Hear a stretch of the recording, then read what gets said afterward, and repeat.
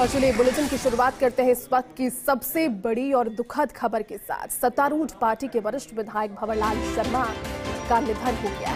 SMS अस्पताल के medical ICU में सुबह 7:35 पर उन्होंने अंतिम सांस ली। विधायक भंवरलाल शर्मा को कल सुबह ही एसएमएस अस्पताल में एडमिट करवाया गया था। निमोनिया, किडनी में इन्फेक्शन समेत मल्टीपल दिक्कतों की वजह से उन्हें एडमिट करवाया गया। भंवरलाल शर्मा की पार्थिव देह जयपुर के वैशाली नगर स्थित आवास पर पहुंच ले जाई गई, जहां पर जानकारी अगर आपको दें, क्योंकि देखिए दुखद जिस तरह का राजनीतिक सफर उनका रहा, जब सुबह में ये खबर सामने आई, बार के लिए ये यकीन नहीं किया। हालांकि स्वास्थ्य से जुड़ी हुई अपडेट उनसे उनके परिजनों से लेने की कोशिश लगातार की जा रही थी, क्योंकि कल ही एसएमएस अस्पताल में उन्हें निमोनिया और किडनी में इन्फेक्शन की दिक्कत के बाद में एडमिट करवाया गया था। लेकिन इस तरह से आज सुबह ये दुखद खबर सामने आएगी, इसके बारे में किसी ने नहीं सोचा था। एसएमएस अस्पताल में 77 साल की उम्र में उन्होंने अंतिम सांस ली। 17 अप्रैल 1945 को भंवरलाल शर्मा का जन्म हुआ था और अपने राजनीतिक करियर में उन्होंने देखिए काफी एक लंबी पारी उनकी रही राजनीतिक करियर की। भंवरलाल शर्मा जिन्होंने मात्र 17 साल की उम्र में राजनीति में अपना पहला कदम रखा। साल 1962 में सरदार शहर की जैत सीसर ग्राम पंचायत के सरपंच बने, तो सरपंच से लेकर विधायक तक का जो सफर था वो काफी ज्यादा घनी रहा। और देखिए तस्वीरें आपको दिखा रहे हैं, परिजन इस चीज को एक्सेप्ट ही नहीं कर पा रहे कि उनके घर के मुखिया और जिस तरह का राजनीति में उनका खासा प्रभाव था, उनका जो पूरा कार्यकाल रहा वो आज सभी के जहन में।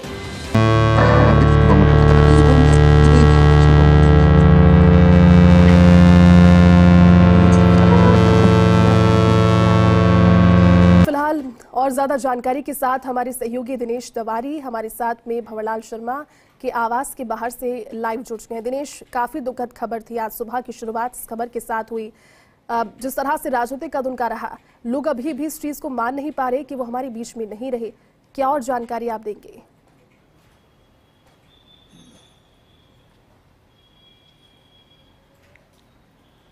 जी बिल्कुल जयती, देखिए भंवरलाल शर्मा एक दिग्गज राजनेता रहे हैं, तो ऐसे में अचानक उनका जाना एक बड़ी क्षति है राजनीति के लिए भी और खासकर ब्राह्मण समाज के लिए भी, क्योंकि ब्राह्मण समाज के भी वो दिग्गज नेता रहे हैं। ब्राह्मण ऑल इंडिया ब्राह्मण फेडरेशन के वो राष्ट्रीय अध्यक्ष रहे हैं, लंबे वर्षों तक वो ब्राह्मण समाज के राष्ट्रीय अध्यक्ष रहे हैं और वर्तमान में भी वो राजस्थान ब्राह्मण महासभा के प्रदेश अध्यक्ष थे।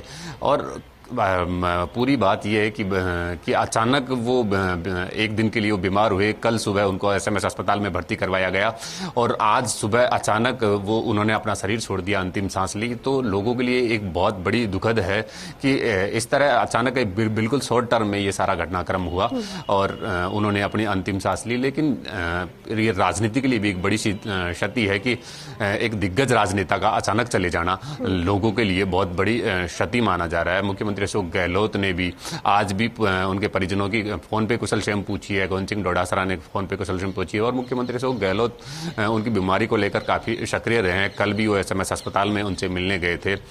अब ऐसे में हम उनके वैशाली नगर स्थित आवास पे हैं, यहाँ पर परिजनों का जो है उनका रो रो कर बुरा हाल हो रहा है। एक परिवार के मुखिया का अचानक चले जाना परिवार के एक ऊपर बड़ा दुखों का पहाड़ सा टूट पड़ा। ऐसे में परिजनों का हाल बेहाल हो रहा है। उनके 2 बेटे 2 बेटियां, पोते पोतियों से बड़ा पूरा परिवार था।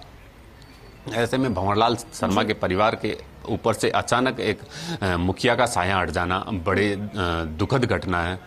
देखिए जयती, अब पूरी अंतिम यात्रा की तैयारी की जा रही है। भंवरलाल शर्मा की जो अंतिम यात्रा है वो तकरीबन 10:30 बजे उनके आवास वैशाली नगर आवास से रवाना की जाएगी और उनके राजनीतिक करियर में ब्राह्मण समाज के लिए किए गए प्रयासों में जो सबसे बड़ी उपलब्धि उनकी रही है वो विद्याधर नगर में परशुराम जनोपयोगी भवन रहा है। वो जमीन उन्होंने सरकार से संघर्ष करके ब्राह्मण समाज के लिए अलॉट करवाई थी, वहाँ एक बड़ा भवन उन्होंने बनवाया है। तो उस भवन पर जो उनकी श्रद्धांजलि सभा का एक आयोजन किया गया है, 11 से 2 बजे तक वहां पर श्रद्धांजलि सभा का आयोजन किया जाएगा, जिसमें तमाम जो है ब्राह्मण समाज के नेता, पूरे प्रदेश के ब्राह्मण समाज के नेता और तमाम कांग्रेसी नेता उसमें श्रद्धांजलि सभा में शामिल होंगे।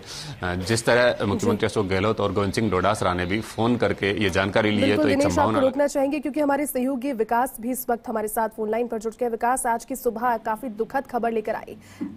वरिष्ठ थे और ना सिर्फ देखिए ब्राह्मण राजनीति में उनका एक दखल रहा, काफी काम उन्होंने किया, बल्कि पूरा जो कार्यकाल रहा उनका राजनीतिक सफर वो काफी विरला रहा। कहां पर आप मौजूद हैं और क्या भी जानकारी आप तक पहुंच पा रही है? देखिए, विधायक भंवरलाल शर्मा जो है 77 साल की उनकी उम्र थी।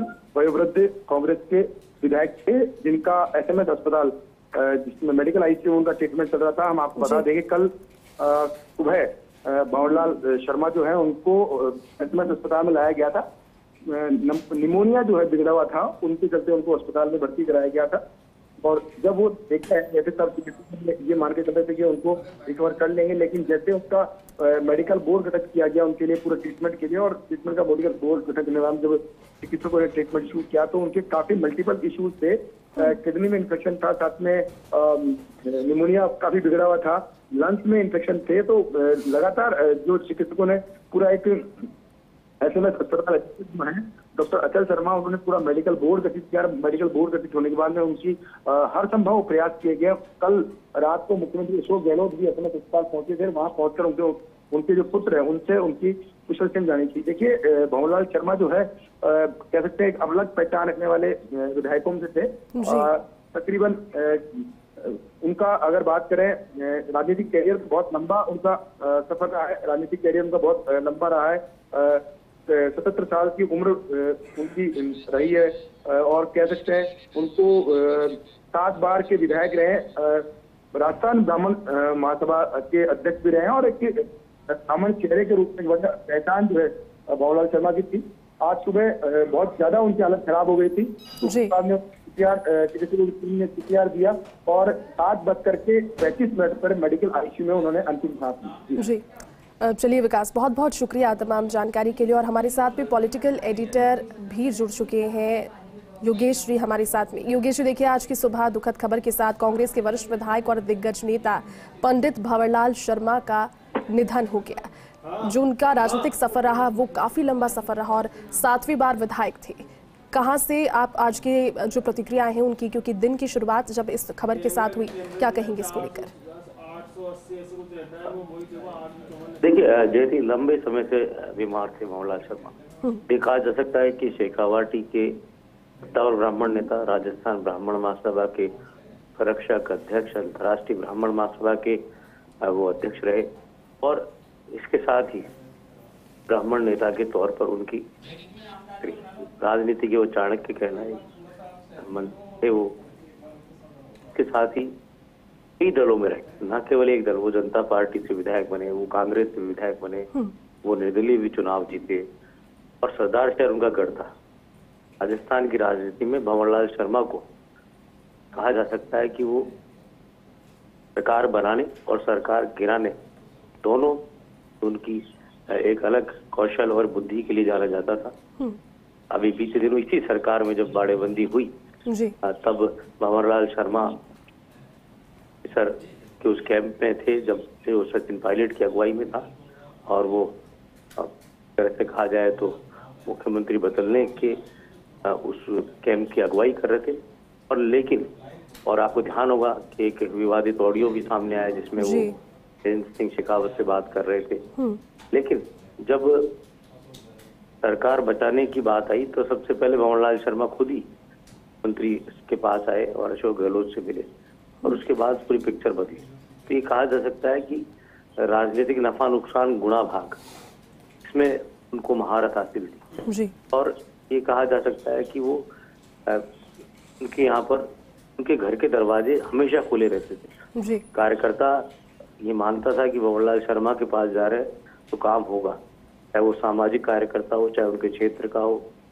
और न केवल राजस्थान से बाहर देश भर में सामाजिक नेता के तौर पर अपनी ख्याति थी। सरदार शहर को राजनीतिक मानचित्र पर अगर कोई लेकर आया तो भंवरलाल शर्मा लेकर आए। लंबे अरसे तक सरदार शहर उनकी राजनीतिक पहचान रहा, आज भी है। और जयपुर में जो उनका निवास स्थान है उसका नाम भी सरदार शहर हाउस है। जी। वो जानते हैं, बहुत लोग उनके किस्से कहानियां बताते हैं, उनका अलग एक अपना अंदाज होता था। शेखावत जब अपने अस्तित्व जब इलाज कराने वो बाहर गए और जब सरकार को संकट पैदा हुआ उस वक्त भी भंवरलाल शर्मा जो राजनीति के केंद्र बिंदु में शुमार थे। जी। तो एक तरह से कहा जाए बड़े विराट राजनीतिक शख्सियत आज हमारे बीच से चली गई और लंबे समय से बाहर थे, मेदांता में भी रहे, जयपुर भी रहे, कई जगह उनका इलाज कराया गया।